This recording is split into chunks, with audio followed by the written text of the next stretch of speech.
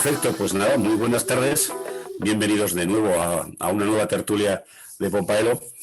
Esta tarde con Isabel Fernández Alonso, asturiana de nacimiento y profesora titular de comunicación en la Universidad Autónoma de Barcelona y directora del Grupo de Investigación en Estructura y Políticas de Comunicación Daniel Jones, entre otras muchas cosas que os contaré ahora.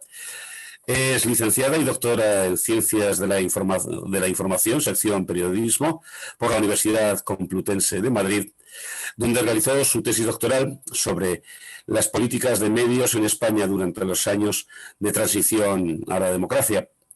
Fue becaria postdoctoral en el Observatorio de los Medios en Europa de la Universidad Libre de Bruselas y profesora de Estructura y Políticas de Comunicación en la UCAM de Murcia, en el Centro de Estudios Superiores Felipe II de Aranjuez y en las universidades catalanas Abat Oliba CEU y Ramon Llull. También fue investigadora en el Instituto de Comunicación de la Universidad Autónoma de Barcelona, donde dirigió durante 10 años el Observatorio de Políticas de Comunicación, coordinando diversos proyectos sobre temáticas como las políticas de ayudas a la prensa o los procesos de implantación de la TDT en el entorno occidental europeo. Desde 2010 es profesora titular en el Departamento de Medios, Comunicación y Cultura de la misma Universidad Autónoma de Barcelona y desde marzo de 2013 secretaria académica y vicedirectora de docencia y profesorado de ese departamento. También es de los pocos que todavía en Cataluña plantan cara al nacionalismo oficial. Es miembro de Impulso Ciudadano, Universitaris per la Convivencia, Foro de Profesores, y además fue miembro del Comité de Expertos de Radio Televisión Española y una de las personas que más ha estudiado la relación entre poder y medios de comunicación, cómo se construyen las correas de transmisión que los unen, y de eso es de lo que le doy ya la palabra para que nos cuente largo y tendido. Vale, bueno, pues nada, muy amables, muchas gracias en primer lugar por la invitación, ¿no? Un placer, ¿no? Siempre es muy grato poder encontrarse, ¿no? con personas interesadas por estos temas. Efectivamente, a mí el tema de la relación entre el poder y los medios me ha interesado mucho y además viviendo y trabajando aquí en Cataluña, pues bueno, es uno de los ejes fundamentales, ¿no? Una de las grandes líneas prioritarias del proceso de construcción, de esto que se ha denominado el proceso de construcción nacional en Cataluña, toda la estrategia del programa 2000 y de Jordi Pujol, ¿no? O sea, que aquí he tenido ocasión de desarrollar ampliamente, ¿no? esta inquietud que siempre he tenido. Bueno, los medios de comunicación, nosotros hablamos siempre de una captura de los medios, tanto por fuerzas económicas como por fuerzas políticas, como por el poder político, ¿no?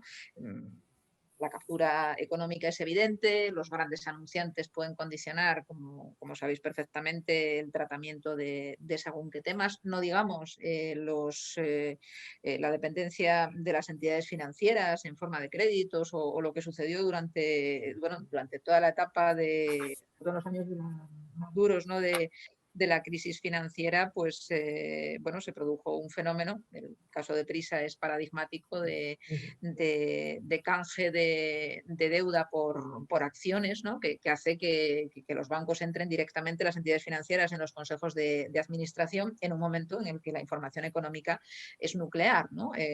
Y bueno, hasta el punto de que Prisa, que fue durante un proyecto, ¿no? Desde prácticamente el principio de la familia Polanco, a partir de ahí empiezan a perder peso y actualmente no tienen ni el 10% de las acciones, ¿no? O sea que hay desde luego una dependencia del poder económico muy importante.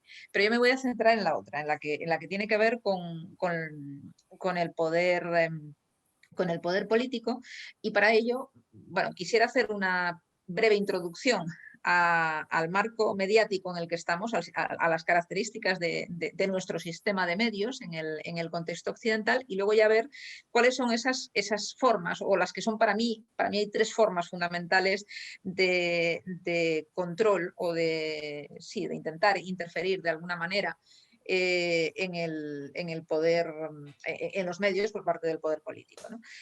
Bueno, nuestro sistema de medios es un sistema de medios que se llama pluralista polarizado. Hay un estudio hecho desde el campo de la ciencia política por Jalín y Mancini, es un clásico, que hace un estudio comparado, que ha sido muy cuestionado y todo lo que se quiera, pero es el único estudio comparado que hay de los sistemas de medios. Categorizándolos, ¿no? Es decir, establecen como 3 categorías en el entorno occidental de sistemas de medios. Uno serían los de la Europa del Sur, los nuestros, los sistemas mediterráneos o pluralistas polarizados. Luego tendríamos los sistemas liberales, Reino Unido, Canadá, Estados Unidos, Irlanda, y luego lo que ellos llaman los democrático-corporativos, centro y norte de Europa, países nórdicos. Bueno, ¿qué diferencia al nuestro, al entorno? Fundamentalmente Italia, Grecia, Portugal, en parte Francia con algunos matices y España, ¿no? ¿Qué características tiene este sistema que ellos llaman pluralista polarizado? Bueno, pues ellos hablan fundamentalmente, lo hablo muy sintético, ¿no?, de 4 grandes rasgos. Por un lado, los bajos índices de lectura de prensa. Tradicionalmente, nosotros en comparación con los países nórdicos, que es donde más se lee, tenemos unos índices de lectura de prensa muy bajos, lo cual ya podéis imaginar que ahora que se están reformulando los modelos de negocio y se intenta conseguir suscriptores que garanticen una mayor independencia de los medios y demás, pues bueno, si tú tienes unos bajos índices de lectura, lógicamente esto es un hándicap, ¿no? Bajos índices de suscripción tradicionalmente, en fin, ese es un rasgo claro. Otro es el bajo grado de profesionalización del periodismo. ¿Qué quiere decir esto? Bueno, pues que las organizaciones profesionales no son organizaciones fuertes, no tienen una capacidad grande, digamos, para proteger ante determinadas injerencias a los profesionales de la información o para hacer que se cumplan efectivamente las previsiones de los códigos deontológicos. La profesión periodística no goza de un prestigio social como otras, esto es evidente, ¿no? Entonces, este es otra de las características, ¿no? Por lo tanto, bajo índice de lectura de prensa, bajo grado de profesionalización.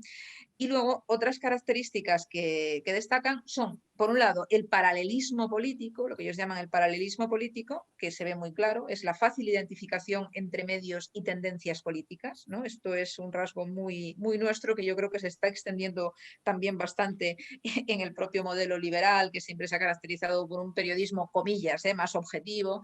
Tal. El nuestro es un periodismo muy politizado, es muy fácil que identifiquemos los medios con unas determinadas líneas editoriales, lo cual no quiere decir en absoluto que el periodismo tenga que ser malo, ni que la calidad de los textos y tal, pero sí, ya digo, muy, muy identificado con estas líneas políticas. Y una cuarta característica, que es la que más nos interesa para el tema de esta charla, que es el intervencionismo gubernamental. Es decir, un alto grado de intervencionismo gubernamental que se daría en los países del sur de Europa, también un alto grado en los países nórdicos, ¿no?, que tienen una tradición muy grande de subvenciones a los medios y demás, y un intervencionismo más bajo en los países liberales, que cuestionan mucho más, por ejemplo, todo lo que son las subvenciones. No creen en un sistema de subvenciones porque entienden que esto puede condicionar la línea editorial de los medios y también puede hacer que digamos, que no se esfuercen lo suficiente, ¿no?, que saben que cuentan con esos recursos y que no se esfuercen lo suficiente para encontrar otras vías de financiación, ¿no?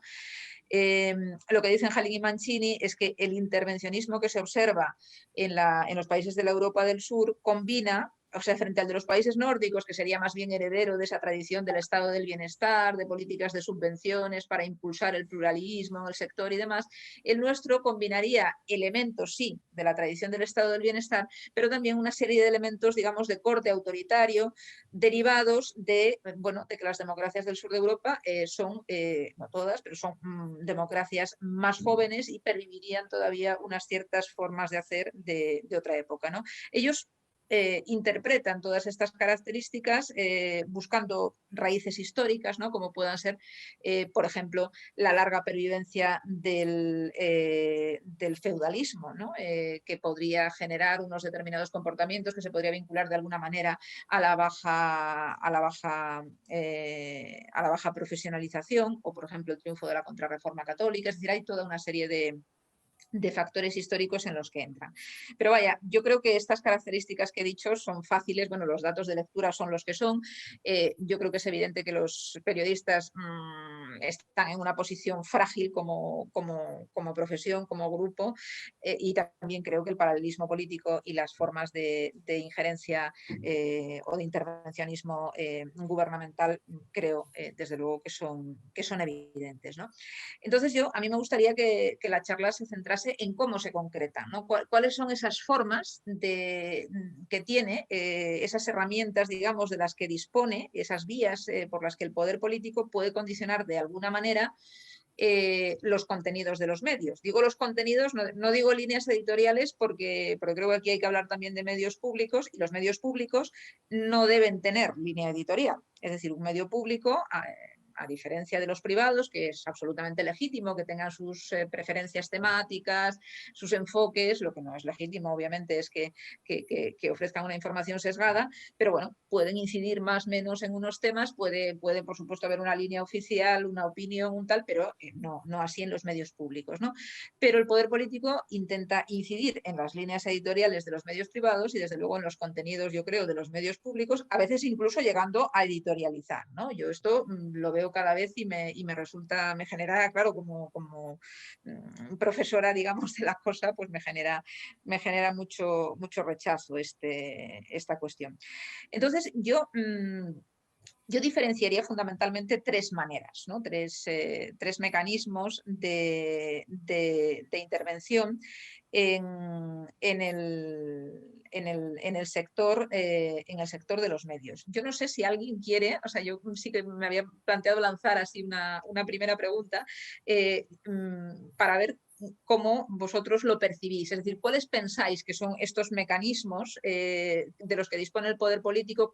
¿Cuáles, digamos, las correas de transmisión entre el poder político y los medios? ¿Cómo lo percibís? Entiendo, no sé si hay por ahí algún experto. Sí, bueno, aquí tenemos, el propio Antonio te podría hablar del tema porque alguna se ha dedicado, la que podríamos llamar acceso, que es la manera en la que controlas al periodista diciendo de vas bien conmigo o no vas a tener acceso a la información de la que...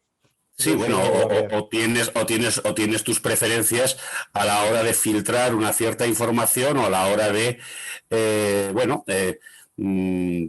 primar a un medio pues por la simpatía que te genera o que genera hacia ti, que es así. Luego, por supuesto, está los grandes caudales de publicidad institucional a todos los niveles, es decir, el río de dinero que se gasta en publicidad, todas las instituciones de todo el espectro, es decir, la administración nacional, las autonomías, las diputaciones, el más mínimo ayuntamiento, eso por supuesto también en cierta forma influye. Los periódicos hacen o dicen de esas instituciones, ¿no? Y el tercero, pues la verdad es que no te lo sabría decir. Tres son los que yo... Has dicho una que no es en la que yo más incidiría, pero bueno, no sé si alguien quiere añadir alguna... Sí, hay otras dos por lo menos. Es una, como dice, la publicidad institucional, pero luego están las subvenciones directas a causas o llámalo formas de hacer apoyadas directamente por el gobierno. En los temas de idiomas son evidentes. Es porque para fomentar que se edite en un idioma ya estás acabando de manipular el mercado. Dices, donde no hay una demanda, acabo de financiar una oferta. Y luego tienes otra que es más divertida aún, que son las licencias, es decir, el control administrativo de dónde se puede hacer qué, quién emite, quién tiene una cadena, quién tiene permiso para fusionarse y acumular radio y televisión de un modo que según la letra de la ley no debería ser legal, que de eso espero que hablemos también. Sí, sí. O sea, diría que son cuatro grandes y seguramente hay más. ¿Quiere añadir alguna? ¿no? Bueno, yo creo, claro, yo hay, por ejemplo, la publicidad institucional, las subvenciones, todo esto yo lo aglutino bajo un paraguas que son las diferentes formas de transferencia de fondos públicos, ¿no? De transferencia de dinero directamente desde las administraciones hacia los medios de comunicación, que estas dos son efectivamente las más importantes, sobre todo, ¿no? La publicidad institucional, clarísimamente, por volumen en España es espectacular. O sea, yo además ahora estoy justamente dirigiendo un proyecto de investigación sobre este tema. Además es muy opaca, a diferencia de las subvenciones, que bueno, normalmente son convocatorias públicas, regladas y demás. Claro, la publicidad institucional no. Lo que pasa que ahora con las leyes de transparencia están obligados a ir ofreciendo cada vez más información pública sobre esto y se puede analizar. Nosotros, de hecho, la estamos analizando. Hay otras formas de transferencia de dinero público, por ejemplo, ¿cómo se dice esto? Las suscripciones en bloque de las administraciones. Es decir, imaginaos, si toda la Generalitat, pongo el ejemplo de aquí, se suscribe a La Vanguardia, pues imaginaos, o los colegios públicos, las bibliotecas, o sea, todas esas, no tiene la dimensión de la publicidad institucional, pero tampoco es menor, ¿no? Es decir, hay vías de este tipo. O sea, eso sería toda, digamos, la transferencia de dinero a medios fundamentalmente privados, también a veces a los públicos. Para mí también el sistema desde luego, de adjudicación de licencias es clarísimo, que ahora si queréis os explico un poco cómo va. Y yo no había pensado, la verdad, bueno, es verdad que el acceso a la información, eso por supuesto puede utilizarse como herramienta, pero para mí el otro gran mecanismo es la creación de medios públicos, ¿no? La misma existencia. Sí. La misma existencia de medios públicos, fundamentalmente radio, televisiones públicas, pero bueno, en algunos países como el nuestro tenemos también las agencias públicas, o sea, o aquí en Cataluña tenemos agencia propia, la Agencia Catalana de Noticias, mientras que en otros países son cooperativas de periodistas, ¿no? Reuters u otros modelos, ¿no? O sea, aquí tenemos todo un sistema.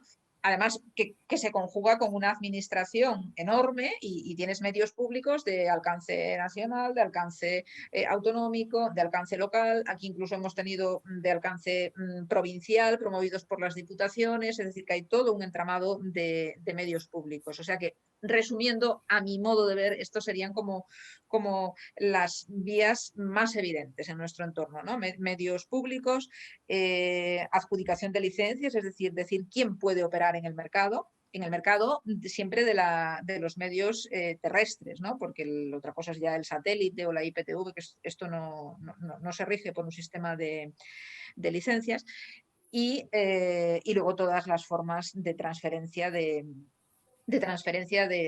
fondos públicos, ¿no?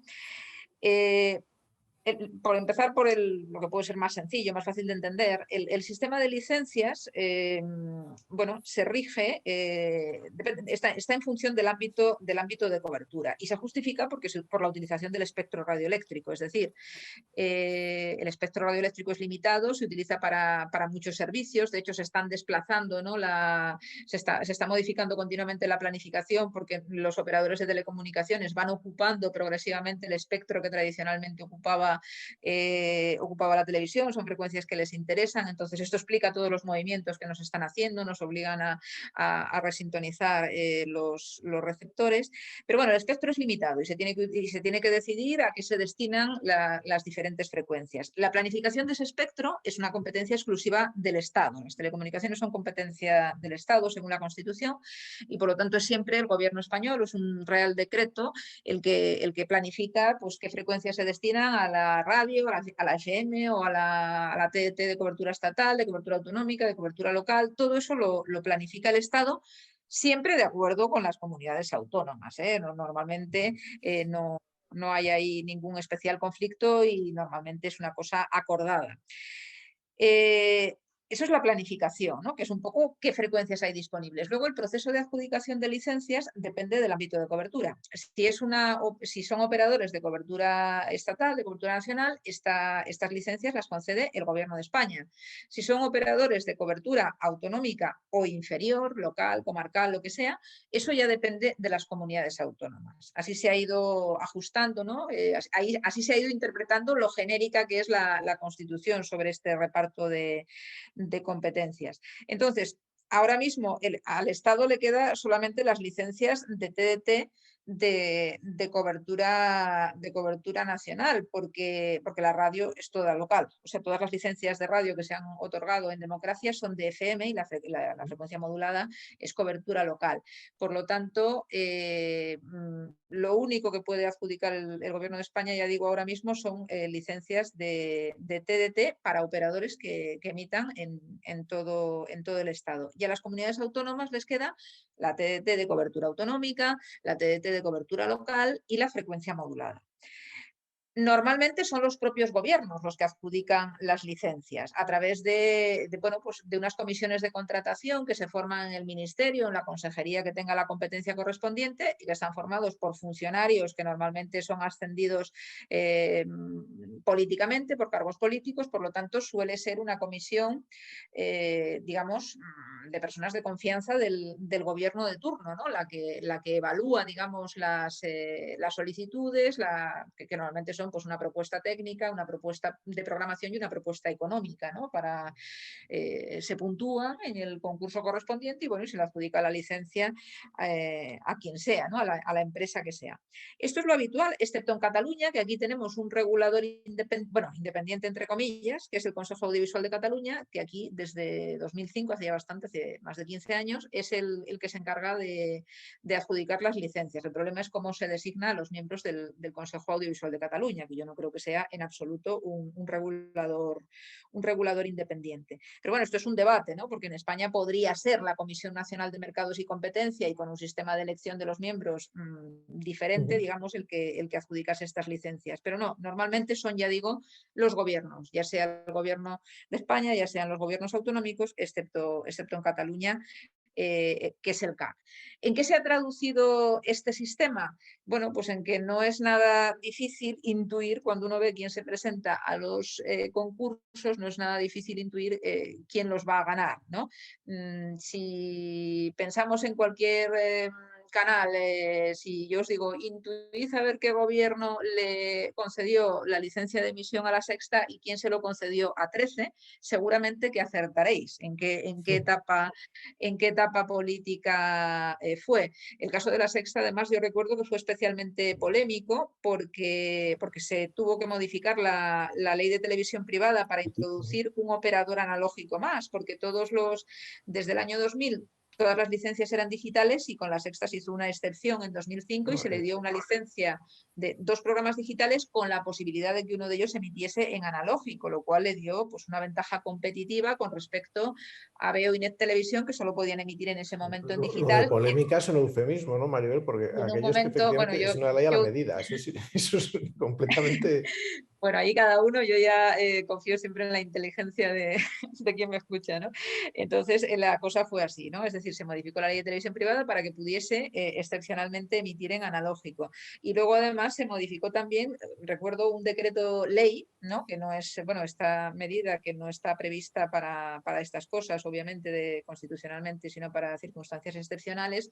Recuerdo que cuando se lanza Gol Televisión inicialmente, que La Sexta era inicialmente un proyecto que estaba Mediapro, y tenía derechos del fútbol y tal, y cuando se lanza Gol Televisión, recuerdo que fue en en septiembre de 2009, pues en agosto se aprobó un decreto ley para permitir la televisión de pago y automáticamente después empiezan las emisiones de Gol Televisión por TDT, porque en principio el modelo inicial había sido con una plataforma de pago que fracasó y tal, pero en ese momento se había apostado desde la llegada del gobierno Zapatero por un modelo de TDT en abierto y sin embargo se hizo también esa excepción con la Sexta. En fin, que hay múltiples ejemplos en el ámbito autonómico. Yo recuerdo aquí en Cataluña, por ejemplo, los 4 programas, los 4 canales, digamos, de TDT privada, autonómica, se le otorgaron en bloque al Grupo Godó, y lo hizo el gobierno de Pujol en el último Consejo de Gobierno antes de las elecciones de 2003, que dieron el paso después a los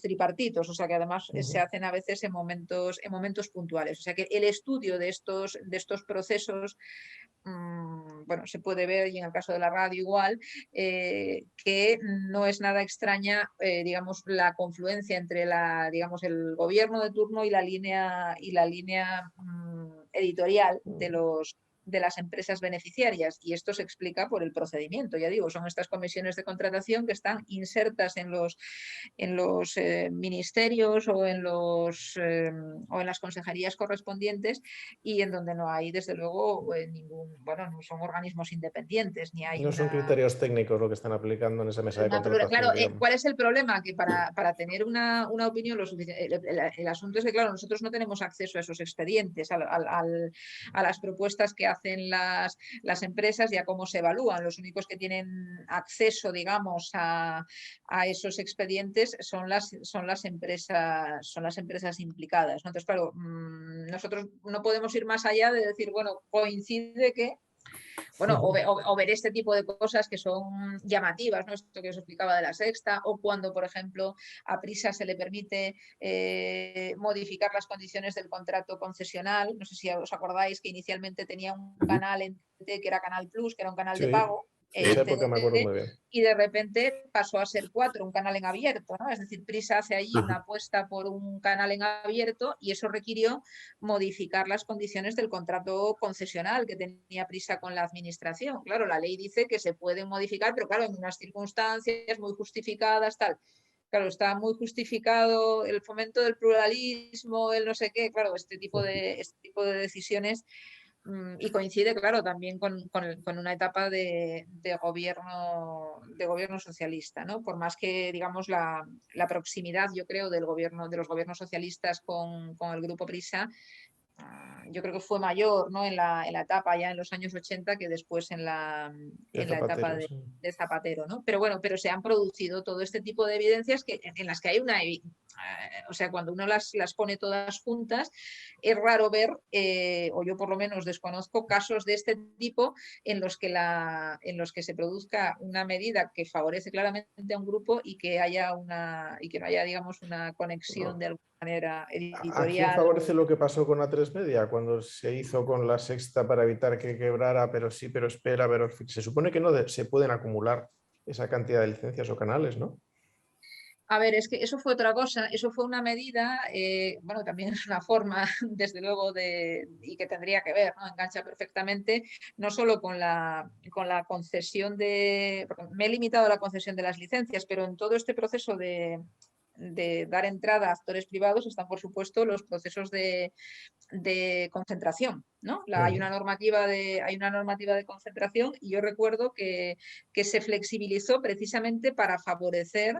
Se estaba preparando una ley general del audiovisual, que es la ley de 2010, y recuerdo perfectamente que muy poco antes, en 2009, se hizo rápidamente, también creo recordar que fue por vía de decreto ley, se reformó la normativa de concentración para permitir claramente las dos grandes operaciones, tanto la de Mediaset como la de A3 Media, y además pusieron un tope que sigue vigente, que era que en el momento de la adquisición el número de canales que pertenecen a un mismo grupo no puede sumar más del 27% de la audiencia, que todo el mundo dice, el 27%, pues qué número tan raro.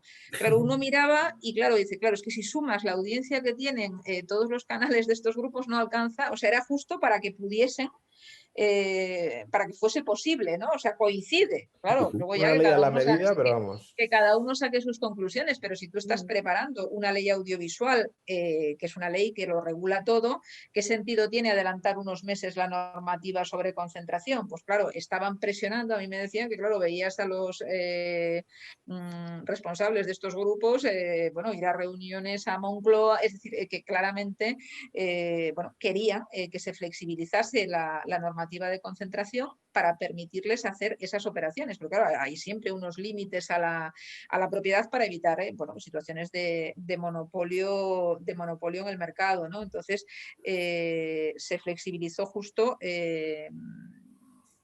hasta ese punto. Unos meses antes. Eso es otra evidencia. Luego hay otras cosas que también son muy llamativas, como por ejemplo, esto ya es de mucho detalle, pero por ejemplo, claro, un mismo grupo tiene, ya veis que tienen varios canales, ¿no? Y los canales están agrupados normalmente... O sea, en el espectro existe lo que se llama un múltiples de TDT que permite que por ahí discurra la señal de hasta 4 canales. Y normalmente la ley audiovisual introdujo la posibilidad, ahí las presiones de las televisiones comerciales introdujo la posibilidad de alquilar parte de la licencia. O sea, si tú tienes una licencia, por ejemplo, de 4 programas, puedes alquilar 2 a un tercero.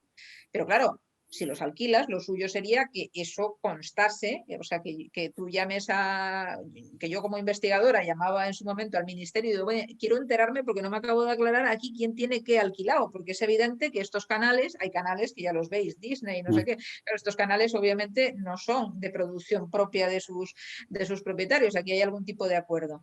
Bueno, pues es que esto no es, bueno, es que me decían directamente desde el ministerio, no es que a nosotros no nos consta que esto sea un alquiler. O sea, hay ahí una tremenda opacidad, ¿no? en los acuerdos entre los propietarios de las licencias, y ahí hay una permisividad de la administración que no debería ser tal. Esto debería ser una cosa que ahora que se va a volver a reformar la ley audiovisual, algo que fuese transparente. Yo creo que debería ser transparente hasta el último propietario, es decir, la propiedad de los medios, y desde luego, si alguien tiene una licencia para explotar el espectro radioeléctrico y tiene un acuerdo comercial con alguien, bueno, pues puede haber unas cosas que sean protegibles y tal, pero que existe ese acuerdo comercial, aunque no se hagan explícitas obviamente las cantidades o según qué datos, pero sí que existe ahí qué tipo de acuerdo existe por lo menos, ¿no? Y eso se debería como mínimo notificar a la administración. O sea que ahí también hay opacidad.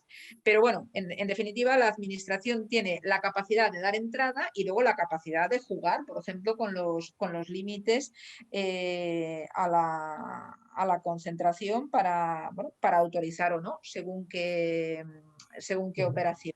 ¿No? Esto Isabel, yo no sé si es el momento de preguntar esto, pero ¿tú crees, como investigadora, que hay un espectro ideológico que tiende más a juguetear con estas cosas, las licencias, las no sé qué, las no sé cuántos, que otros? Es decir, la izquierda, la derecha, los nacionalismos, no lo sé. A ver, es que esto es muy difícil de... Mi impresión es que los diferentes gobiernos han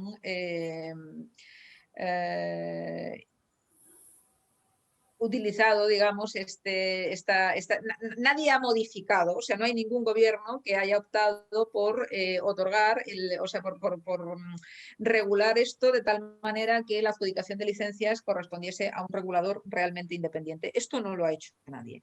Otra cosa es que en algunos momentos puntuales un proceso sea más llamativo que otro, pero en los otros a lo mejor también se produce una cosa muy llamativa que desconocemos, porque se produce en el marco de esas comisiones de contratación, ¿no? O sea, a mí me inspirará credibilidad aquel partido político que decida yo esto lo voy a modificar y voy a apostar por un regulador que sea realmente independiente. Yo, si queréis, de lo que os puedo hablar mucho es de lo que pasó en Radio Televisión Española, porque lo viví por dentro y tengo un enfado monumental, ¿no? Porque me parecía que se podría abrir ahí una vía para haber optado por un modelo profesional, y se hizo todo lo contrario. O sea, la verdad es que lo que ha pasado en Radio Televisión Española, a mí yo todavía no me he recuperado de la experiencia vivida, ¿no? Entonces, claro, yo aquí tengo que ser prudente y decir que no he visto a nadie desmarcarse del procedimiento, ¿no? Es decir, la realidad es que si tú quieres realmente que las cosas se hagan de otra manera y tienes el poder y la mayoría, pues lo regulas para que se hagan de otra manera. Eso es lo que se me ocurre responder, ¿no? A esa... Eliminar las palancas para que un gobierno pueda abusar no las ha eliminado nadie, digámoslo así. Claro. Entonces, bueno, esto ya digo en cuanto a las licencias. Bueno, podemos hablar más luego, si queréis, pero bueno, un poco por tocar todos los temas. Luego, el tema de la transferencia, que siguiendo con el sector privado, la transferencia de fondos públicos, como os digo, es enorme y está poco estudiada, y nosotros ahora que estamos trabajando en ello entendemos por qué está poco estudiada. Es que es muy difícil acceder a esta información. Ya os decía antes que hay diferentes fórmulas. Las subvenciones se menciona mucho, las subvenciones no tienen tanto peso en comparación con la publicidad institucional, y además están en España prácticamente todas las subvenciones no son ayudas a la prensa, son política lingüística. O sea, las comunidades que otorgan subvenciones a los medios son prácticamente, en su inmensa mayoría, sobre todo a la prensa, había que mirar más en el caso de las televisiones y tal, pero a la prensa son por motivos lingüísticos. En España, bueno, el fenómeno de las subvenciones a la prensa es un fenómeno de los años, coincidiendo con la crisis del petróleo, ¿no? Que hubo bueno, pues lógicamente, pues una crisis tremenda de la publicidad, se encarecieron las materias primas, tal, y entonces los diferentes estados europeos empezaron a promover estas políticas con el argumento de fomentar el pluralismo, de que no desapareciesen cabeceras y tal, ¿no? Tuvieron mucho peso en los países nórdicos, en Francia también. Y en España, durante la transición, se implementaron estas subvenciones, pero en España, a nivel nacional, digamos, desaparecieron a finales de los 90, coincidiendo con la entrada en la Unión Europea, porque la Unión Europea le dijo a España: oiga, tienen ustedes, había unas ayudas que eran que realmente tampoco eran a la prensa, eran a la papelera española, eran ayudas a la producción de papel prensa en España y tal.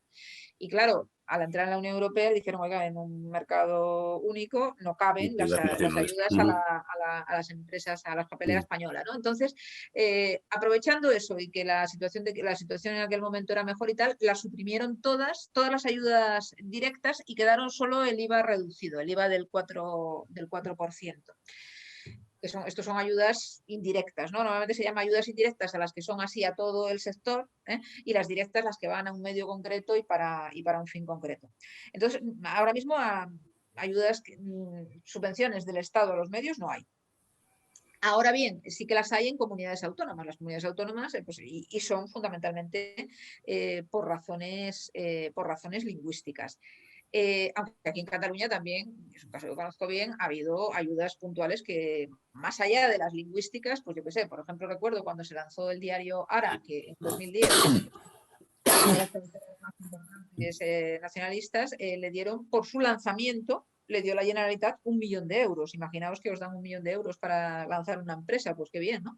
O cuando se fusionaron el Punt y el Avui, que son dos cabeceras que vienen de la transición. El Avui, que bueno, que es como un poco, es el primer diario en catalán, tal, pero que nunca ha sido rentable. Han hecho todo lo posible, le han dado ayudas de todo tipo, incluso ha invertido Godó, Planeta, es decir, ha habido de todo, y no hay manera. Entonces se fusionan, y también por el proceso de integración de las dos cabeceras, yo recuerdo que de repente les dieron 1,5 millones de euros, ¿no? Es decir, que este tipo de cosas también se han dado. Pero ahora mismo son casi todas por motivos lingüísticos, y no son las cantidades más importantes. Las más importantes son las de publicidad institucional.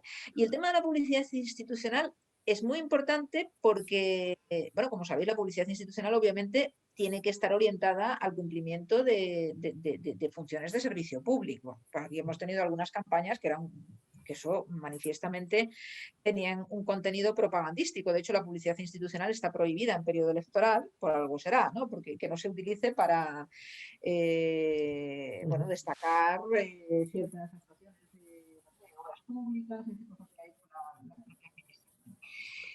Entonces, bueno, tiene que ser claramente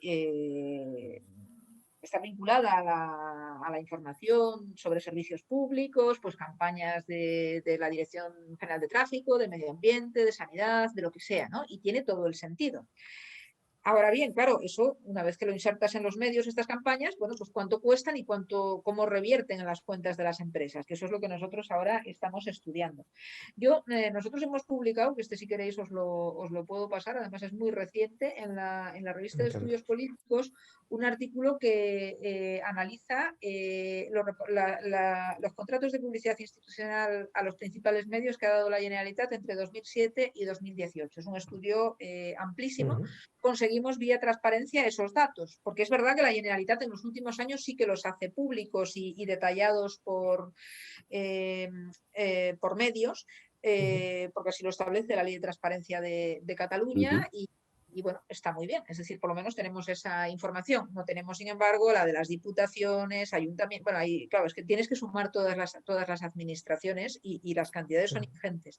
Pero, no sé, por daros algunos datos, por ejemplo, tengo aquí, para que os hagáis una idea, nosotros comparamos en el artículo las cuantías que reciben diferentes cabeceras con la difusión que tienen esas cabeceras para ver si hay una proporcionalidad, ¿no? Porque se supone que tú inviertes, si tú quieres que un mensaje llegue a todos los ciudadanos, que es lo que tienes que hacer, porque claro, si es un mensaje de servicio público tiene que llegar a todos, pues bueno, proporcionalmente a las cifras de difusión. Pues no sé, os pongo un ejemplo.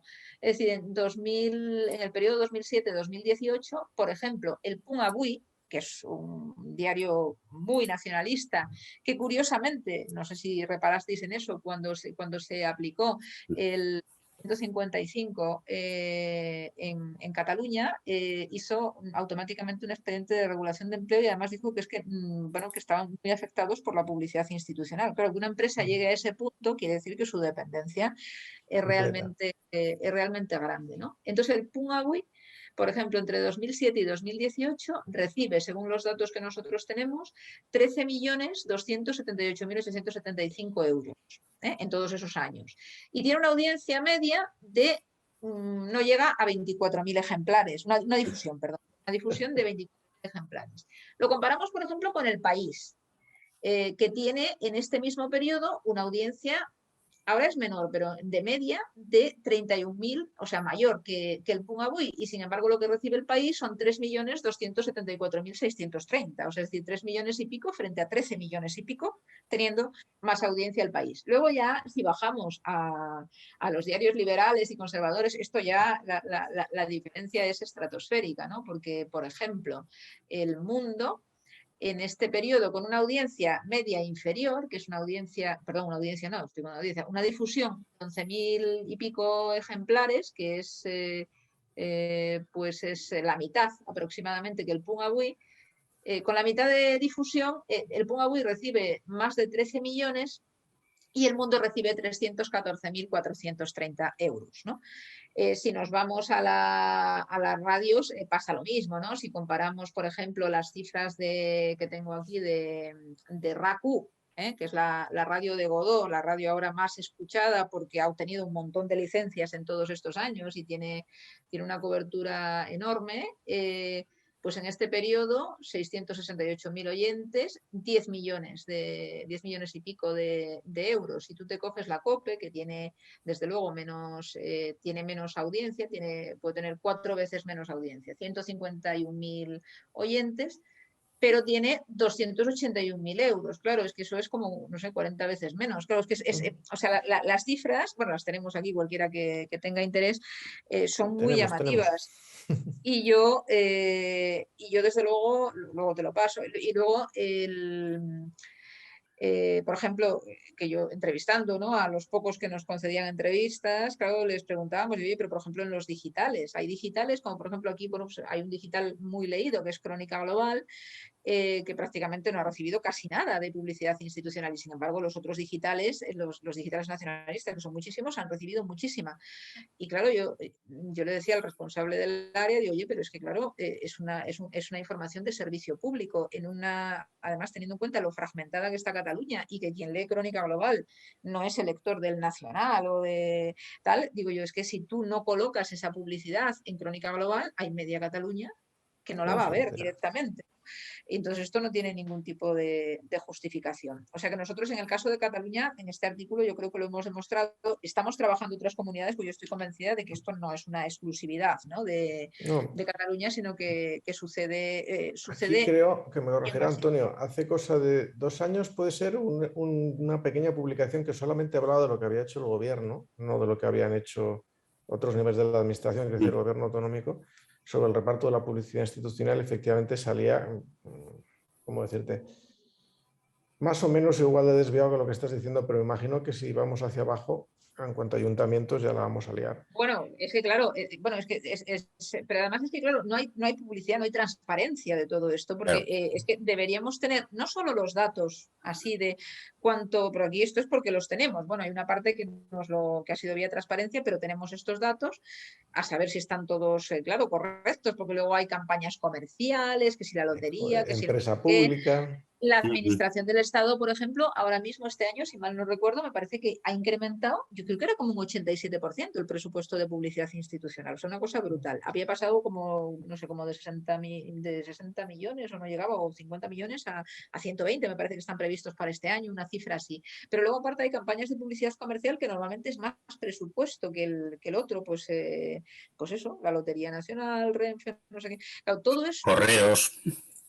Claro, todo eso, y sobre eso, bueno, y la administración del Estado es muy opaca. Es decir, nosotros hemos pedido también información vía transparencia, te dicen que la tienes que pedir a cada ministerio, a cada empresa pública, unos no la tienen, que tienes que recurrir, te lo dan en formatos completamente diferentes y claro, es muy difícil tratar esa información y ver después los impactos que tiene en las cuentas de las empresas. Es decir, que esa información no es pública y luego lo que tampoco es público son los criterios de planificación. Es decir, ¿con qué criterio? ¿Cómo explicas? A mí como alguien me explica esta diferencia de contratos de publicidad institucional entre el Pumaui y el país, por ejemplo. ¿Eso con qué criterio? Pero claro, además, yo, cuando estabas diciendo los datos de difusión del Pumaui, claro, es decir, si resulta que además de darle esa subvención o esa publicidad porque tiene 31.000 ejemplares de difusión, pues claro, si de esos 31.000 ejemplares de difusión 15.000 son suscripciones de la Generalitat, de los ayuntamientos, etcétera, etcétera, es una trampa, claro. Además, bueno, eso es, además, o sea, eso es por supuesto adicional. Claro, y luego además es que claro, las subvenciones, por ejemplo, aquí en Cataluña, como que son solo con criterios lingüísticos, van solo a según qué medios. O sea, no las reciben, no le dan ayudas lingüísticas a la edición del Mundo en Cataluña o de la ABC o de La Razón, sino que van orientadas a estos medios, ¿no? Con lo cual, bueno, estas vías, o sea, estas formas de transferencia son muy relevantes y son muy opacas, son muy opacas y claro, aquí generan obviamente pues una dependencia grande, ¿no? De esto parece obvio. Al hilo de lo que decías de la dificultad, la opacidad de la administración central, incluso a través del portal de transparencia, yo reconozco parte de culpa porque yo era el responsable de la Oficina de Transparencia de la Secretaría de Estado de Presupuestos y Gastos durante 6 años. De hecho, cuando se puso la Oficina de Transparencia y tal y cual, generalmente los gobiernos de derecha se las pintan solos para ponerse sogas al cuello. Y entonces es cierto que había consultas, efectivamente, como la vuestra, etcétera, que nos preguntaban, bueno, ¿cuál es el presupuesto de publicidad del gobierno en medios de comunicación? Pues bueno, yo estaba en la Secretaría de Estado de Presupuestos y Gastos y nosotros no teníamos el dato y teníamos que contestar lo que tú has dicho, es decir, no tienen que preguntarlo a los ministerios porque los ministerios con sus presupuestos y dentro de sus presupuestos, pues con el capítulo 3 o el capítulo 4, lo que sea, determinan la publicidad o sea, el dinero que destinan a publicidad en medios, con lo cual, por más que yo hiciera mangas y capirotes, no había forma de contestar a esa pregunta. Sí, no, hay una parte, y yo creo que hay administraciones que realmente no tienen la no tienen la información sistematizada y no hay manera. Pero bueno, otra vez, pero si no estaba sistematizada hasta ahora, pues hombre, igual se debería establecer un formato, ¿no? Con todas un país las que no sabe cuántos posibilidades. funcionarios tiene, un país que literalmente no sabe cuántos funcionarios tienen de los distintos niveles de administración, ¿cómo va a saber lo que gasta en algo como la publicidad institucional si no agregamos cuentas de nada? Bueno, a ver, lo que hay es, pero por ejemplo la Administración del Estado te hace unos informes, hay unos informes públicos que las cifras globales sí que las da. Es decir, da las cifras globales de inversión, el número de campañas, las inversiones por campaña, las inversiones por sectores, que esto también es muy interesante porque claro, a ver con qué criterio se invierte tanto en la prensa de papel actualmente. Porque bueno, Claro. ha disminuido un poco, pero durante muchos años era cuando estaban creciendo claramente otros sectores, cuando aquí, bueno, todos sabemos que la gente se informa fundamentalmente a través de la televisión y que además los impactos de la televisión normalmente se retienen mejor. ¿Por qué había tanta inversión en prensa de papel? ¿No? Es decir, por eso digo que los criterios se han de justificar. Oiga, ¿usted por qué cuando planifica invierte tanto en la prensa de papel? Es decir, puede estar a lo mejor una campaña. Claro, hay campañas que no tienen por qué atender exclusivamente a las cifras de difusión porque a lo mejor están orientadas a un público específico y tal. No, pero especifíquese. Es decir, que si tú lo haces público, fijas los criterios son razonablemente claros, contratas a un planificador, porque normalmente contratan a planificadoras externas, la planificadora, si tú no le das una instrucción política, te planificará con criterios profesionales, digo yo, ¿no? Entonces, bueno, es todo un mundo esto, ¿no? Pero esto sí que es una gran nebulosa, pero bueno, cada vez se empieza a tener algo más de información, ¿no? Nosotros ya os digo que por lo menos lo que estamos empezando a publicar datos y cosas que creo que son de bastante interés. Hay comunidades las que nos están ofreciendo más o que vemos que vamos a poder trabajar, País Vasco, Navarra también, a Castilla y León, Castilla-La Mancha y otras que es imposible, que no hay manera, o sea que nos... Pues verás Galicia. ¿Eh? Que verás Galicia. No, En Galicia hay Galicia... unos niveles de opacidad para casi todo. Cada vez que he chocado con ellos ha sido divertidísimo. Sí, no hay, pero luego, claro, ya os digo que bueno, es una cosa compleja, pero es una cosa que se ha de, Se ha de que hacer, se ha eso sí. de considerar, ¿no? Bueno, esto yo creo que es claro. Y luego ya estaría el tema, como os digo, de los medios públicos, ¿no? Claro, los medios públicos, claro, prensa pública, obviamente, ya sabéis, nosotros no, salvo casos de alguna participación así muy puntuales, como ha podido pasar aquí con Avui, ¿no? Durante, bueno, que estaba participado por el Instituto Català de Finanzas, pero la prensa pública desaparece con la subasta de la cadena del movimiento, ¿no? A principios de los 80, la creación del grupo Prensa Ibérica y todo esto. Y entonces nos quedan las agencias, ya digo, y que las agencias también tienen una relevancia, ¿no? Porque claro, si va no sé qué político a no sé dónde y la agencia le sigue, en el caso de la Agencia Catalana de Noticias, ¿no? En Bruselas, por ejemplo, tal, pues hace que, bueno, haya imágenes, se distribuya según qué medios, bueno, tienen un peso, ¿no? Además las agencias están, por más que la Constitución dice que se ha de regular el control por ley, ¿no? La organización y el control parlamentario de los medios públicos, y yo creo que las habría que ubicar ahí, pues no hay ninguna ley que la regule y la designación de sus cargos también es puramente política, ¿no? O sea que ese es un tema. Pero claro, lo que es realmente o lo que genera mucha controversia en España son las radiotelevisiones públicas, la radiotelevisión española y desde luego las autonómicas, que las hay en 13 comunidades. O sea, la vuestra es una de las pocas, ¿no? Ya he leído por No, ahí que pero llevamos camino, parece ser. Sí, se está hablando. Las únicas comunidades autónomas que no tienen radiotelevisión pública son La Rioja, Navarra, Castilla y León y Cantabria, donde estoy viendo que lo que sí que hay es una política de subvención a las privadas autónomas. Sí, aquí tenemos precisamente por el canal que dices tú, hay un llamado Televisión Autonómica, que es divertido porque su línea editorial, en la medida que tiene poca, hay que decirlo, se va moviendo según quien controle las subvenciones. Cambia el gobierno y empieza a parecerle mejor unas cosas que hace 10 días.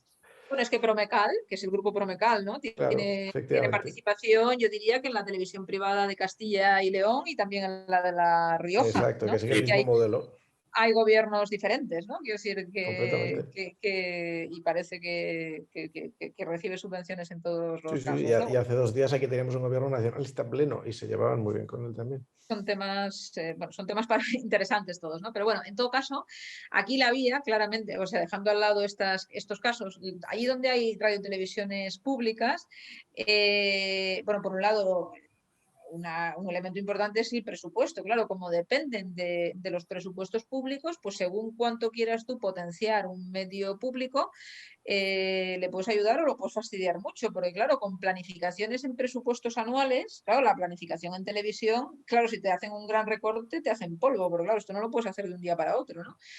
Y entonces, claro, por ejemplo, aquí en Cataluña la inversión, claro, la catalana es la más grande, de largo, ¿no? De las autonómicas en volumen empresarial, en audiencia, en todo, en financiación pública y bueno, y de hecho la televisión habitualmente es líder de audiencia en Cataluña, en informativos sobre todo, y, y luego la radio no, porque es líder RACU, pero durante un tiempo también lo fue, ¿no? Cataluña Radio. O sea que aquí tiene un peso muy grande. La diferencia, por ejemplo, con respecto a Aragón, que tiene un modelo externalizado y tal, tiene un presupuesto muy inferior, ¿no? Es decir, hay unas diferencias enormes. O sea que el presupuesto es importante y además nosotros en España no tenemos, como en otros países, que los ciudadanos pagan un canon para la financiación de la televisión pública. Entonces esto te da también una estabilidad en la recaudación anual y tal, ¿no? Aquí no, aquí va en el pack de los presupuestos. Pero luego, claro, el gran tema es el tema de la elección de los sistemas de gobierno de las radiotelevisiones públicas, ¿no? Que es a mí un tema en el que llevo pues, muchos años metida. Por eso me propusieron, ¿no? Para lo de Radio Televisión Española. Y claro, ahí tienes diferentes modelos, ¿no? Es decir, cómo se gobiernan las radiotelevisiones públicas. Entonces hay modelos de corte más profesional, como el de la BBC, hay modelos de corte cívico-corporativo, donde entran en los órganos de gobierno pues representantes de partidos políticos, de sindicatos, de entidades de la sociedad civil. Esto es más propio de los países nórdicos.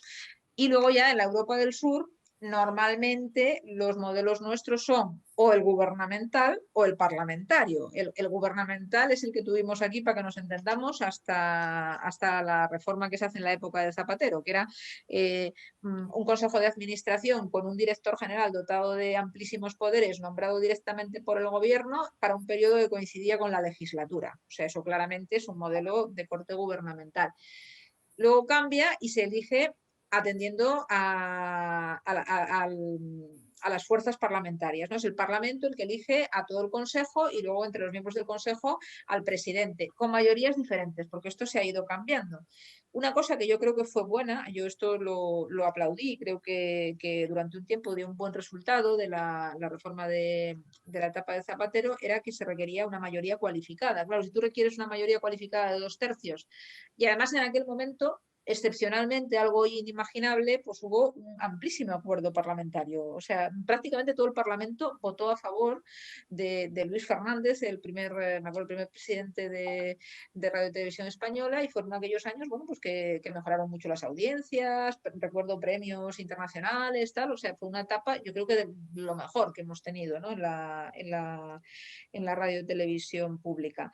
Pero claro, este modelo parlamentario puede presentarse bajo diferentes formas, ¿no? Puede ser, muchas veces se recurre a 2/3, o sea, mayoría cualificada en primera votación, y si no se alcanza esa mayoría, en una segunda votación bastará la mayoría absoluta. Con lo cual, si basta la mayoría absoluta, la mayoría de gobierno puede proceder a nombrar a los cargos de la radiotelevisión pública, ¿no? Entonces aquí hay modelos muy, muy variados. Aquí en Cataluña ahora estamos absolutamente bloqueados porque decidieron que se tenía que nombrar por mayoría de 2/3 y claro, pon tú de acuerdo a 2/3 del Parlamento de Cataluña. Claro, es que pues estamos en el CAC quedan 3 de los 6 porque es imposible llegar a un acuerdo para la renovación de los consejeros, ¿no? Y en la Radiotelevisión Pública Catalana me parece que quedan 4 de los 6, ¿no? O sea, está todo absolutamente bloqueado.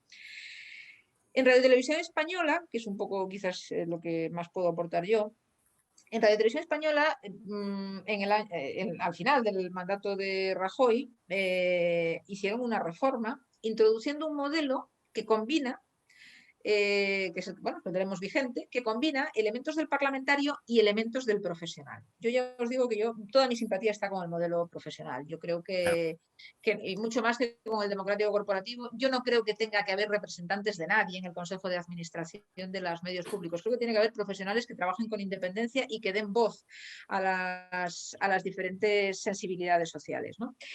Entonces, se ideó este modelo, pero claro, en una ley muy mal hecha, que lo dejaba todo al desarrollo reglamentario, digamos, ¿no? Y entonces es un modelo en el que se tenía que nombrar a un comité de expertos que valorase los candidatos, por lo tanto, lo bueno de un concurso para empezar es que se puede presentar cualquiera, ¿no? No es que los partidos vengan con sus candidatos, sino si tú abres un concurso, automáticamente puede aparecer cualquier persona. Y bueno, ya hay que evaluarla, ¿no? Lo que pasa es que combinaba, ¿no? Dice, bueno, el comité de expertos elige, evalúa y elige a... Claro, luego no decía que el comité de expertos pudiese hacer un filtro, que yo creo que debería, ¿no?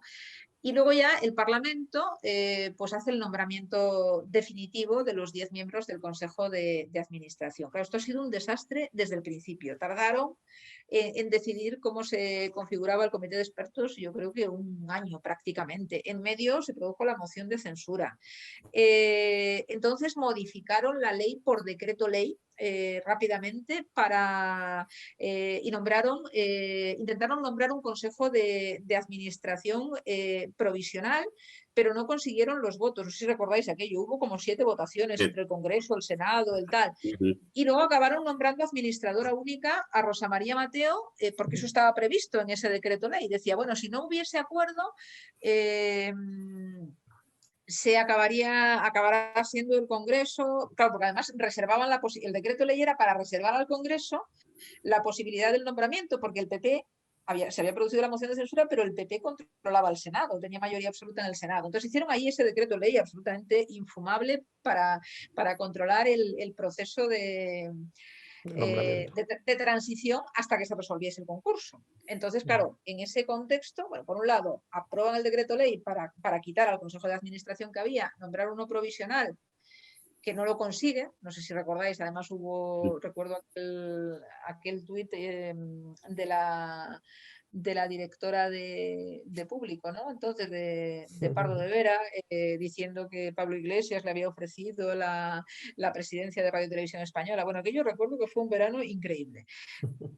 Total, que acaba con un mandato, una administradora provisional que estuvo provisionalmente al final 2 años y medio, que hizo cambios además que yo creo que en un contexto de provisionalidad pues son más que cuestionables, pero bueno, total que mientras avanzan ahí, o sea, nos dejan la televisión pública con un administrador provisional único, que es Rosa María Mateo, además, claro, qué perfil para administrador provisional único de Radio Televisión Española, y mientras tanto por fin desencallan el nombramiento y nombran ese comité de expertos, que además recuerdo que fue porque yo recuerdo que me llamaron, yo por supuesto no me esperaba ninguna llamada y era para empezar ya, ¿no? O sea que estuvimos trabajando, esto fue ya pues 2018, ¿no? No quisiera confundirme ya de año.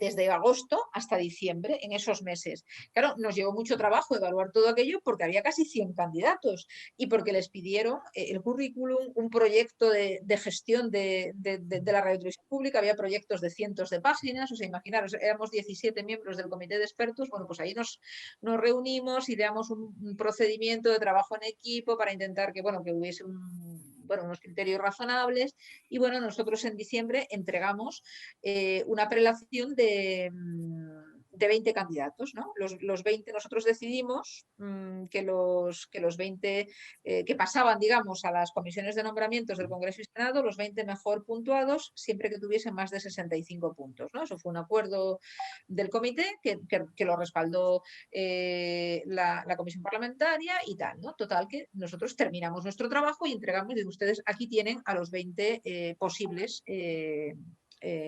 consejeros, ¿no? Y presidente o presidente de Radio Televisión Española. Bueno, eso se durmió en la noche de los tiempos. En ese tiempo falleció Alicia Gómez Montano, ¿no? que además era la mejor, había sido la mejor puntuada, con lo cual quedaban 19. Bueno, pues podría pasar el siguiente, ¿no? Para que siguiesen siendo 20, que también tenía más de 65 puntos. Tal, había ahí un debate. Bueno, pues lo tenían dormido, y de repente se despiertan con que no, que esa prelación de 20 no puede ser porque no se respeta la paridad, las cuotas de género, ¿no? Y claro, nosotros cuando hicimos la prelación sí que se respetaba porque había 4 mujeres de las 20 y con un 40% es suficiente, ¿no? Eso va entre el 40 y 60. Claro, la muerte de Alicia Gómez Montano hace que ya solo queden 3 entre todas esas, ¿no? Pero claro, o sea, salir con esas, ¿no? Después de todo el proceso, cuando la propia ley decía también que el comité de expertos tenía que ser paritario, cosa que no lo fue en absoluto. Digo yo, bueno, para mí fue una excusa de los partidos, ¿no? Porque no les gustaban, o sea, sus candidatos no estaban claramente entre los 20 que habían sido mejor puntuados. La prueba es que hay muy pocos de los 20 primeros en el Consejo de Administración definitivo. Entonces ya lo que ha sido el colmo es que, deciden que no, entonces que no vale la prelación, o sea, todo nuestro trabajo como si no hubiésemos hecho nada, y que comparecen todos, que comparezcan los 90 ante las comisiones de nombramientos del Congreso y Senado. O sea, el proceso es que los 90 vayan a la comisión del Congreso y que luego el Congreso, después de escucharlos a todos, nombre a 5. Y de los que queden, que se vayan todos a la comisión de nombramiento del Senado y que el Senado nombre a los otros 5. Y entonces lo que hicieron fue, vale, escuchar a todos los candidatos y antes incluso de la votación del Congreso, antes de que el Congreso votase a los 5, que considerase oportuno, se hizo público un acuerdo debe ser el único acuerdo que hay, yo no sé si hay ningún otro acuerdo así, entre el Partido Socialista y el Partido Popular. Partido Socialista, Partido Popular,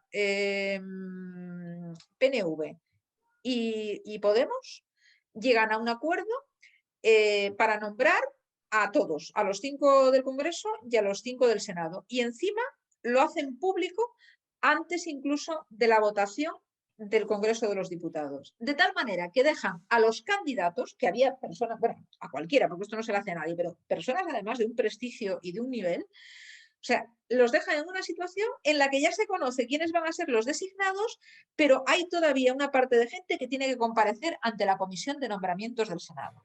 O sea, y entonces te ves, porque claro, yo he visto hay algunas comparecencias en los que, de gente, claro, es que es gente de mucho nivel que, es que no sabías yo no sabría dónde meterme. Entonces la comisión esa, presidida por la actual ministra de Justicia, por cierto, que era la presidenta del Senado, claro, la ministra con una cara, porque claro, tenía que oír el rapapolvo, claro, los candidatos de nivel diciendo, bueno, yo espero que no sea verdad, que ya está decidido que los que van a ser nombrados van a ser estos y estos.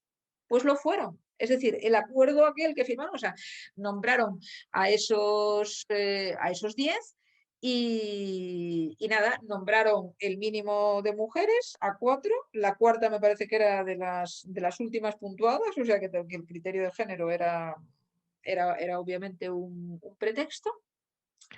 Y procedieron a la designación con ese acuerdo, ¿no? Y con estos modos de hacer, desoyendo por completo toda la puntuación y todo el trabajo del comité de expertos y encima con esas maneras, ¿no?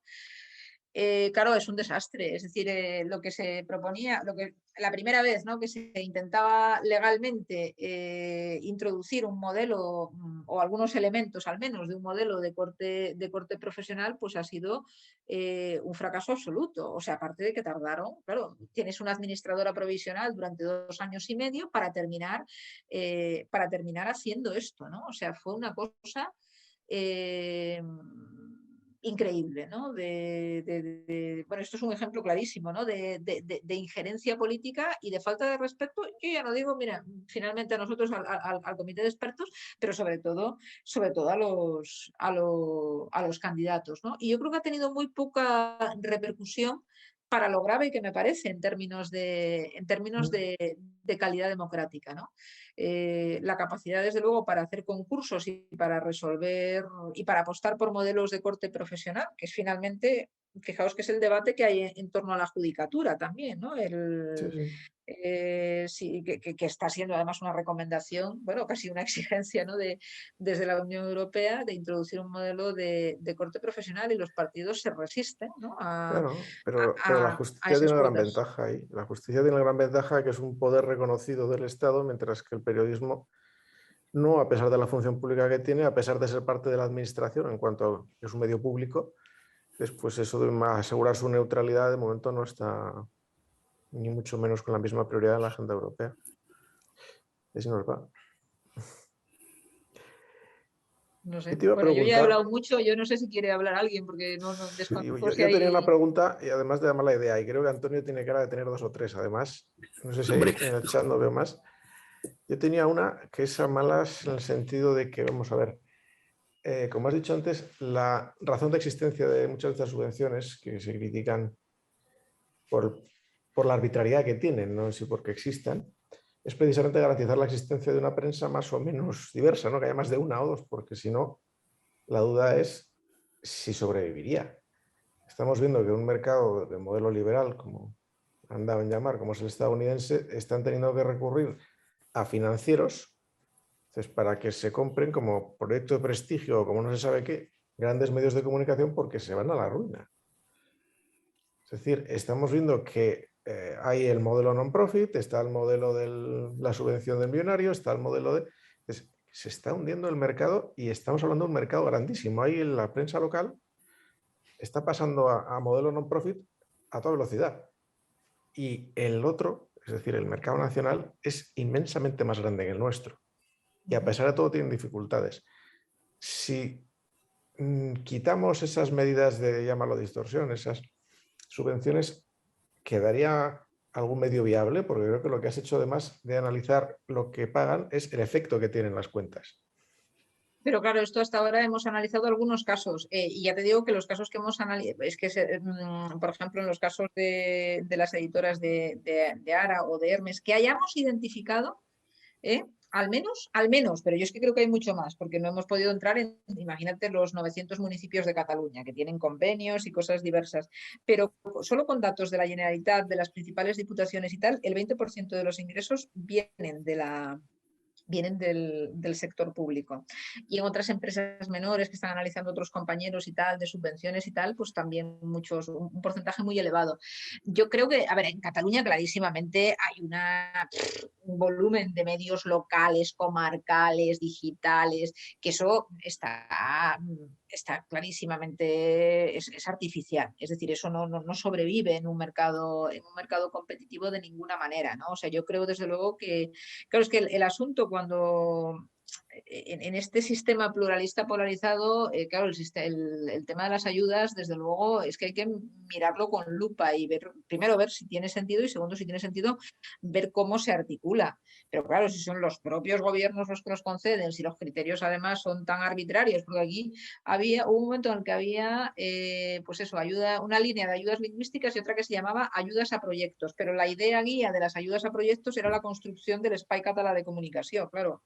Os podéis imaginar, claro, el tipo de ayudas que son. Claro, si se hacen así, pues obviamente eso carece de sentido. Pero que hay muchísimas empresas que subsisten gracias a esto, vamos, eso parece bastante claro, porque además no. Es que además una alternativa que es la cultura de la suscripción, de que no sé, de que uno diga, bueno, es que hay que pagar, claro, es un producto, la información bien hecha, un reportaje de investigación bien hecho y tal, eso requiere personas trabajando mucho tiempo y eso hay que pagarlo. Y o lo pagas con publicidad o lo pagas con ventas o lo pagas con suscripciones, bueno, hay que participar de alguna manera, ¿no? Entonces, claro, estamos en un proceso que ya dura varios años de ajuste, de pruebas, de modelos de negocio, de ahora te pongo esto en abierto, esto de pago, esto tal, y ya veremos a ver en qué termina todo esto, ¿no? Pero desde luego, en nuestro caso, también estamos comprobando algunas cifras de otros países, por ejemplo, en publicidad institucional, que son muchísimo más bajas. Miras datos de Canadá o de Portugal, que estábamos mirando el otro día, y proporcionan son unas cifras mucho más bajas. O sea, la inversión que hay en España en publicidad institucional es enorme. Y luego, además, también estamos viendo que luego nos hacen estudios sobre los impactos de esa, claro, qué sentido, porque claro, si una administración invierte todo ese dinero, hombre, es porque busca que efectivamente tenga un impacto, ¿no? Pero la realidad es que la publicidad institucional es una forma encubierta de ayudas a los medios y las administraciones intentan colocar a unos a otros. Eso parece ya demasiado evidente, ya con todas las entrevistas que hemos hecho y con todo lo que hemos trabajado. Entonces yo siempre me pregunto, digo, bueno, vamos a ver, ¿no se podría hacer una publicidad institucional como es debido y todo ese dinero que tú quieres destinar a los medios ponerlo en un paquete que sea subvenciones a los medios con unas convocatorias transparentes y con unos criterios claros? Sería mejor, sería más coherente, ¿no? Porque yo no creo que la publicidad institucional es que es otra cosa. Es que es discrecional, tú decides dónde la quieres colocar y hacen así. Claro, pero pero si tú quieres efectivamente que un mensaje llegue a la ciudadanía, un mensaje importante, ¿no? O sea, imagínate las campañas del COVID, del no sé qué. Claro, eso hay que hacerlo bien. Entonces, y un criterio para conceder subvenciones a los medios es que un criterio puede ser que como todos estos medios han recibido tanto dinero de publicidad institucional porque era la mejor manera de hacer llegar ese mensaje a tal, pues vamos a compensar a otros medios para que haya voces diferentes en el espacio público, ¿no? Pero hay que explicarlo bien, es decir, hay que definir unos criterios claros y no hacerlo de esta manera, ¿no? Es mi opinión sobre esto. Y al final, Isabel, de esta relación incestuosa entre el poder político y los medios de comunicación, ¿cómo crees que redunda en la información que al cabo de la postre consumimos los españoles? Hombre, yo estoy bastante preocupada, además ahora que este año he dado un salto de asignatura y ahora estoy dando una asignatura de Derecho y Deontología Profesional, estoy realmente preocupada por lo que estoy viendo, ¿no? Porque yo además procuro ir saltando, ¿no? Me gusta pues ver tertulias, pues a lo mejor empiezo por la mañana, pongo al rojo vivo si estoy, bueno, depende del día en que esté y tal, o por la noche es como voy saltando 24 horas, la tertulia de 13, o sea, yo procuro ir viendo un poco de todo, pero es que o sea, hay momentos en los que realmente ya uno se siente, digo, oye, claro, es que me gusta un debate un poco plural. O sea, yo por más que tenga un enfoque, o sea, veo que este pluralismo polarizado, o sea, este paralelismo político se está llevando ya a unos extremos que saltan lo que yo creo que son normas deontológicas, ¿no? Una cosa es que tú tengas un criterio editorial, primes unos temas, tal, y otra cosa es cómo los enfocas, ¿no? Otra cosa es, y ya no digamos el tema de los medios públicos. Es decir, mira, os pongo un ejemplo de estos días que es que estoy absolutamente indignada. Entrevistan en TV3 a la consejera de Universidades, al hilo, no sé si lo habéis visto, que la Asamblea por una Escuela Bilingüe de Cataluña pues ha presentado, bueno, ha ganado de hecho unas cautelares, pero bueno, ahora habrá sentencia, supongo que favorable, para que los exámenes de selectividad se repartan en todas las lenguas oficiales de Cataluña, ¿no? Bueno, es una entidad que defiende, yo comparto mucho estos planteamientos, ¿no? La convivencia lingüística, el bilingüismo, tal. Bueno, pues sale la consejera en un programa de máxima audiencia en el Magazine de la Mañana y dice que la Asamblea por una Escuela Bilingüe es una entidad fascista. Así, ¿eh? Sí, lo he leído, sí. Por defender el bilingüismo. Entonces, la presidenta de la Asamblea por una Escuela Bilingüe, es que he seguido el tema muy de cerca, la presidenta de la Asamblea por una Escuela Bilingüe llama a TV3 y dice, oiga, quiero entrar. Es decir, que ya la deberían haber llamado porque es la entidad que ha promovido eso, ¿no? Debería estar en el estudio, pero bueno, ya que le llaman fascista, igual darle voz, ¿no? Entonces, respuesta de TV3, que en todo caso la que tiene que rectificar es la consejera, que eso no lo ha dicho TV3. claro, asombroso, ¿no? Entonces, decide recurrir al derecho de réplica que está previsto en el libro de estilo y dirigirse a la dirección de TV3. Bueno, pues le dicen que no le dan el correo electrónico. Se tiene que dirigir a la defensora de la audiencia, que le dice que efectivamente sí, que tiene que dirigirse al director de TV3 y esta sí le da el correo electrónico. Le escribe y le pide, pues eso, que le permita replicar porque, bueno, le han dañado la imagen de la asociación, es un actor clave en este tema y tal. No le contesta. Esto fue a principios de mes. En la Comisión de Control Parlamentario, que sabéis que hay una Comisión de Control Parlamentario de los medios públicos, tanto en el Congreso, Senado, como en los parlamentos autonómicos, varios diputados de la oposición diciéndole al director de TV3 que, bueno, que conceda el derecho de réplica y tal, y bueno, se va a ir por las ramas, tal, no sé qué. Bueno, han pasado no sé cuántos días y ahora esta semana bueno, hemos sabido que la Asamblea por una Escuela Bilingüe ha recurrido al Consejo Audiovisual de Cataluña y al Consejo de la Información de Cataluña, ¿no? Bueno, por vulneración flagrante del libro de estilo de la corporación y del código deontológico de la profesión periodística. Hemos llegado a este nivel. O sea, ¿qué es eso de no darle voz a una persona en este caso? Es decir, cualquier profesional serio, es que nadie en su sano juicio, bueno, es que primero, obviamente, tendría que haber cortado semejante comentario, yo creo, ¿no? Pero desde luego lo que no puede ser es que no le des voz a la persona afectada cuando además te lo está pidiendo, ¿no? Es decir, creo que hemos llegado a un grado de injerencia y de sumisión de los profesionales que me parece inaceptable. Yo sí creo que se tendría que haber producido también una reacción, ¿no? dentro de la propia televisión pública. A mí me parece muy grave. Es decir, que una persona, que un miembro del gobierno en una situación de poder que dispone de micrófonos todos los días tache de fascista a alguien, a una entidad de la sociedad civil, ya no digamos, y encima ya para rematar por defender la potencia lingüística, y que luego encima no tenga derecho a dar su versión, es que me parece asombroso, ¿no? Y este tipo de cosas están pasando, ¿no? Y en los medios privados, pues ves, yo creo a veces un sesgo ya que es excesivo, ¿no? O sea, que a mí a veces como no sé, como televidente o como oyente y tal, es que me resulta agresivo, ¿no? Porque dices, hombre, oiga, claro, es que yo no quiero o sea, vale, que buscas a veces opiniones similares y tal, pero claro, lo que no quiero es que me estén diciendo 4 personas lo mismo y a veces también el conductor del programa que se mete, que esta es otra, los conductores Sí. de los programas haciendo de tertulianos, ¿no?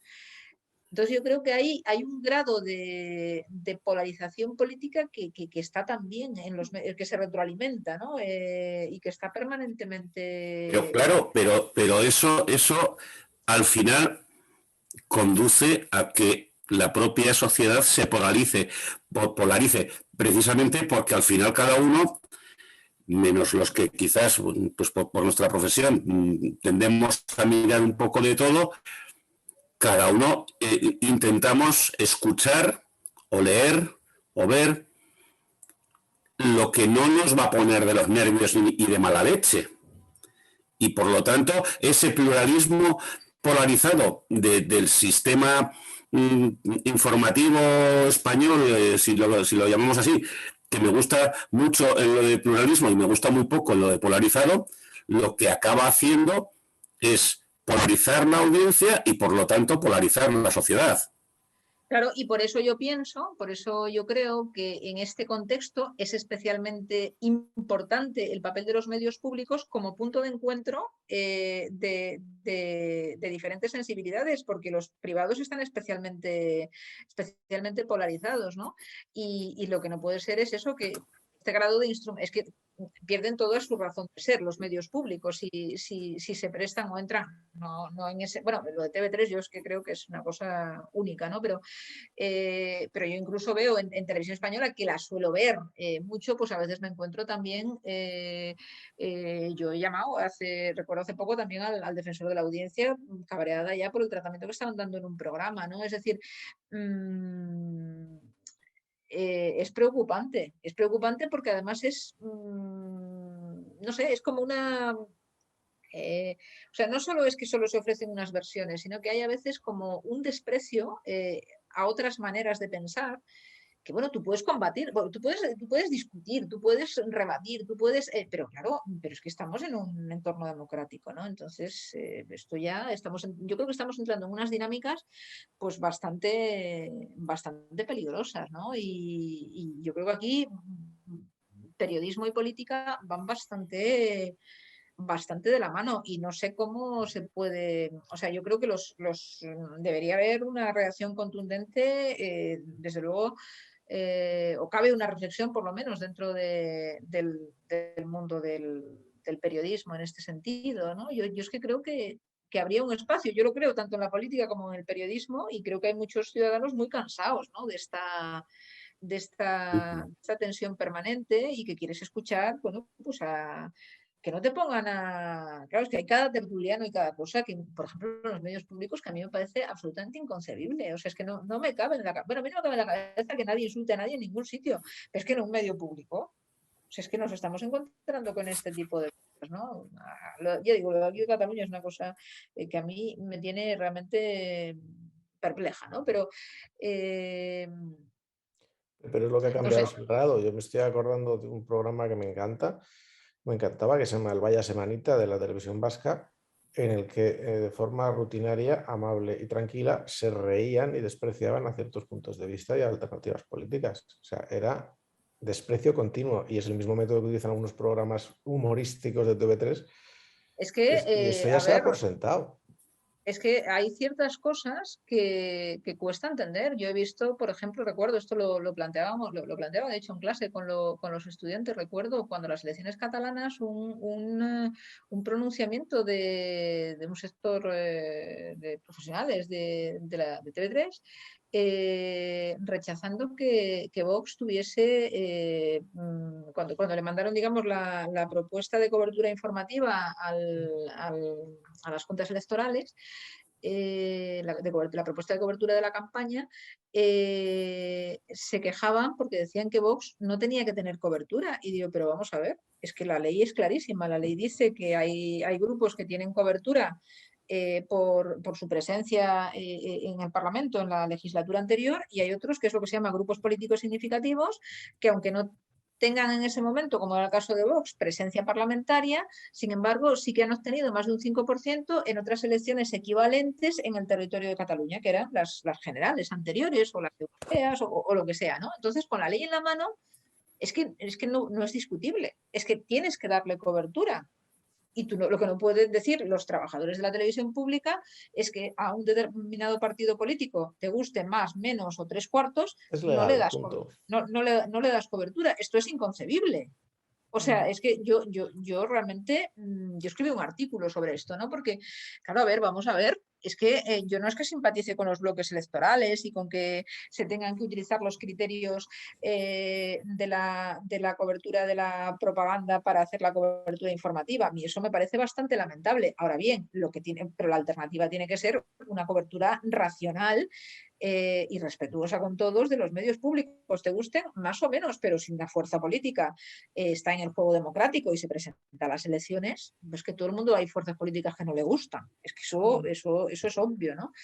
Entonces, bueno, a mí estas cosas me están empezando a preocupar, ¿no? Porque es como que se aparta a... Bueno, pues si alguien no tiene cabida en el juego democrático, yo creo que debería ser ilegalizado, debería haber unas razones objetivables Exacto. para no darle cabida, pero si la tiene y si es una candidatura, a todos Si es tenemos legal, candidaturas tiene que los nos gustan. mismos derechos que otras opciones legales y que un medio público se los Esto es es lo inaceptable. que, Pero esto es lo que yo María, creo pienso. que eso es una patita más de lo que vemos en otros ámbitos. Dices, hay tal control de la sociedad, mejor dicho, de la administración y de las comunicaciones por parte de los partidos políticos, dices, que no hay barreras. Dices, a la justicia la empujan o no ejecutan las sentencias. A los medios de comunicación les controlan o les llevan a su terreno o crean una competencia que los domina.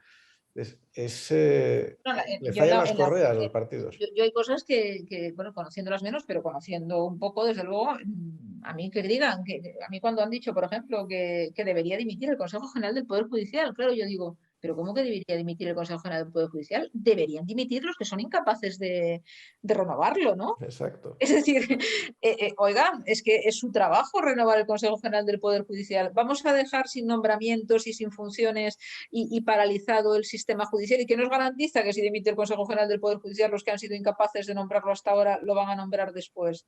¿Pero cómo va a ser eso posible? O sea, es decir, es que el responsable de no nombrarlo no es el Poder Judicial, son ellos, ¿no? O sea, es este tipo de, no sé, y ves a tertulianos diciendo esto, pero con una convicción que yo me sorprende. Pero bueno, esto ya son opiniones, ¿eh? Esto ya entra dentro dentro del terreno de ha sido la... tremendamente prudente durante toda la charla. Sí, para que dejes de ser prudente, de todo esto que hemos estado hablando, ¿cómo calificarías al periodismo en España? Para que deje de ser prudente. Mira, esta pregunta... Bueno, a ver, yo creo que como en todas las profesiones, en la nuestra, pues también hay, desde luego, gente que lo hace bien y hay buenos profesionales, pero lo que sí que hay es lo que he dicho, hay una tendencia preocupante a la polarización en el sector privado y hay una tendencia a la instrumentalización de los medios públicos que es muy preocupante y las organizaciones profesionales no tienen la fuerza, no hay una reacción. A mí lo que me preocupa es que no haya unas voces que digan, oigan, esto igual lo tendríamos que hacer de otra manera, ¿no? Yo reconozco que a veces, porque procuro escuchar diferentes medios y a veces es que me tengo que desconectar porque es que no lo soporto, ¿no? Y entonces esto es preocupante. Es preocupante que yo que estoy interesada y que tengo la voluntad de pues eso, de informarme por diferentes medios y tal, llegue a un punto en el que me resulten agresivos demasiados mensajes, ¿no?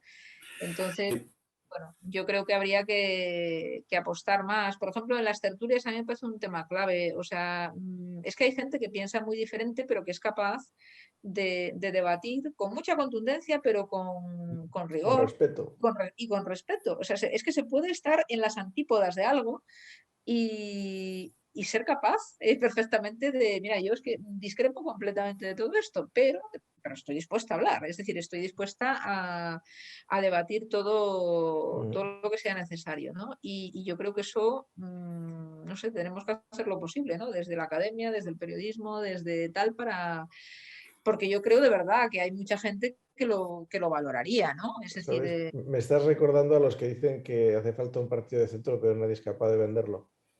Quiero decir que en el sentido de que no encuentran el modo de que el público lo apoye. Y ahí es donde creo que tienes, no sé si la respuesta o el problema. Es decir, ¿hay algún medio, hay algún conjunto de periodistas capaz de formar un medio? ¿Hay algún empresario capaz de hacer un medio que sea capaz de sostenerse sin contar con esas ayudas?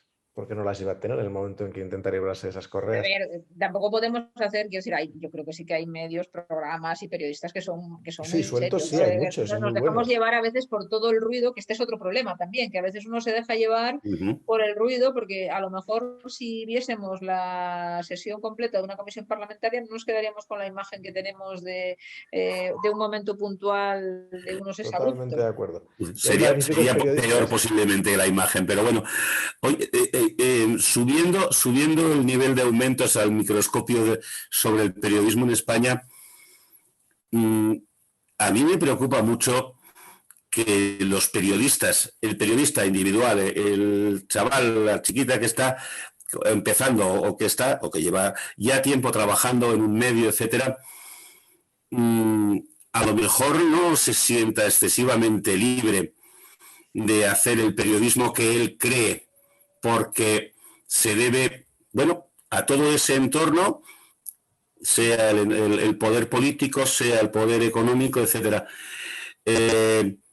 Esto no está poniendo en riesgo, como se está poniendo en riesgo, la civil, por supuesto, la libertad de expresión, pero sobre todo la libertad de información del periodista. Pero eso yo creo que siempre ha pasado, ¿no? Eso siempre es evidente que siempre la mayor parte de los periodistas reciben presiones. Bueno, esto es una pregunta más. Para aquí nos ha faltado el periodista en ejercicio, ¿no? Porque, pero eso, bueno, eso es algo obvio. Se ha Lo que pasa es que también escapado. También Se ha creo escapado, que... pero me ha dicho que contemos con que encontraremos fecha. Así que esa te la contaré a ti para que vengas a hacer las preguntas. No sé, pero bueno, también es verdad que, claro, cuando esto está tan polarizado, normalmente la gente que piensa de una manera están medios normalmente afines a esos planteamientos. Yo creo que hay mucho de esto también, ¿eh? Pero bueno, que habrá profesionales que en un momento u otro se ven sometidos a según qué presiones, eso es obvio, y ahí, O claro, porque, la habilidad, ¿no?, que uno pueda tener para ver hasta dónde lo tolera yo, y cómo puede lidiar con algunas cosas. Eso es obvio. yo he visto casos que eran más bien lo contrario, de periodistas que como no actuaban como pensaban, acababan pensando como actuaban. Claro, es que ahí la situación, claro, depende de que son casuísticas, eso es muy difícil, claro, es la típica cuestión para hacer una gran encuesta y ver cómo lo Hay percibes, ejemplos. ¿no? Bueno, Sí, Yo pero diría, la percepción un poco general, la percepción un poco no, general, a mí me parece que va en ese sentido. sí, no, y yo recuerdo el trabajo este que yo os citaba al principio de Halling y Mancini, que yo recuerdo que cuando lo estaban haciendo, ¿no? Porque fueron, entre otras cosas, entrevistaron a periodistas de Por cierto, pásale el link del estudio a Miguel, por favor, que me el de interesaría la, tener de la acceso. asociación. pero ¿cuál? El El artículo, de ¿verdad? Mancini, sí. Ah, eso es un libro, Sí. vale. Además del vuestro, bueno, evidentemente el vuestro Ese. y la Bueno, es un referencia estudio. para... Vale. No, pensaba que era un estudio o una recesión, lo que sea. Uh-huh. Y bueno, no, ellos Un resumen hablaban, del ¿no?, estudio, quiero decir. que los periodistas hablaban de la presión que sentían, pero claro, esto es de hace 15 años. Quiero decirte bueno, que probablemente, bueno, pues ya digo, esto son cosas para hacer estudios, encuestas y ver un poco la percepción general y a qué está vinculada y demás, ¿no? No sé si la Asociación de la Prensa de Madrid a lo mejor tiene alguna cosa más reciente, habría que mirar. Yo me temo que el tema, como se ve, nos interesa mucho, no, tiene una importancia enorme que reconocemos todos, pero hemos pasado nuestra hora límite y dentro de poco van a empezar a llegar las autoridades locales a decirnos qué hacemos todavía. Bueno, no sé. A la guardia de cocina. Yo los sé, hay temas de los que sé más y Bueno, otros que me cuesta más, ¿no?, hacer. nos encanta, como puedes ver, es un tema que además somos muy conscientes de la importancia que tiene para, llamarlo, ecosistemas locales y sus opiniones y en todos los sentidos. Y si no te importa, haremos eso. El día que nuestro amigo Iñaki se retrate, pues te invitamos para que puedas entrar con preguntas concretas sobre su perspectiva.